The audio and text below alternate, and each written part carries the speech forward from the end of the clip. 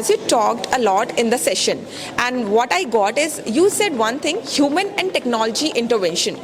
So how does this term could help to tackle this situation internationally and nationally? Well, I think what we've seen is that, especially, and so what my comment was around in the context of increasing screening rates, for example, right?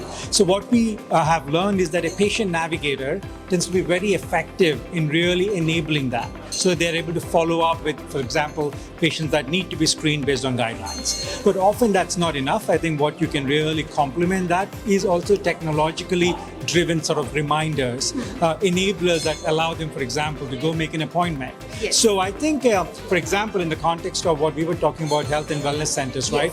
An ASHA worker could be a real catalyst to enable that. But if you can complement that also with messaging that goes, because now digitally in India, you've got a lot of access, right? Yeah. So if you can trigger messages that reinforce the importance of screening, that can together, we think, work quite effectively. And we've seen examples of that in other markets.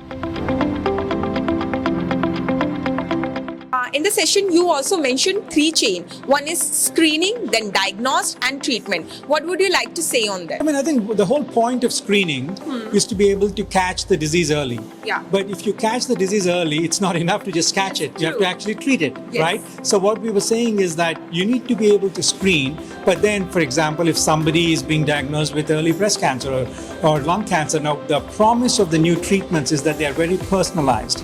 Then you also want to diagnose, are there a genetic mutation that's driving it? Are there drivers of the disease, which means that you have access to diagnostics. Now, then once you have that information, then you can say what's the right treatment, and the patient should actually have access to the treatment. So you have to look at it holistically, and that's what we were sharing, is that you cannot look at it only as driving screening. Yeah. You have to look at, okay, once you've screened, how do you enable the next steps, which is the right diagnostics followed by the right treatment. And then you have to look at all of that together.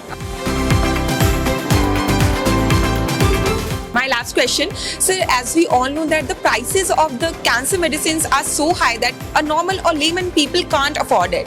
So any new R&D is going on so that we can make it more affordable to the people who are suffering from this disease? No, I think overall, right, our focus is one, how do you really drive scientific innovation to actually tackle the disease? So that's the first step. But equally after that, what we are all working on is that how do you enable those scientific innovations to be accessible to as many patients as possible? So there's a lot of work that I think together with partnership with the government and everybody else with policy, we have to do. So I would say it's a work in progress, but it's certainly great to see the energy that everybody has in terms of, progress in that direction. And I hope that no one should face it alone. We are all together. Oh, absolutely, absolutely. And I think it's been very encouraging to see sort of the spirit with which everybody is working in terms of really tackling cancer. And it's great to applaud the government as well in terms of all the steps that they're taking. And the FICCI conference has definitely been a really step in the right direction. Thank you so much for giving your time.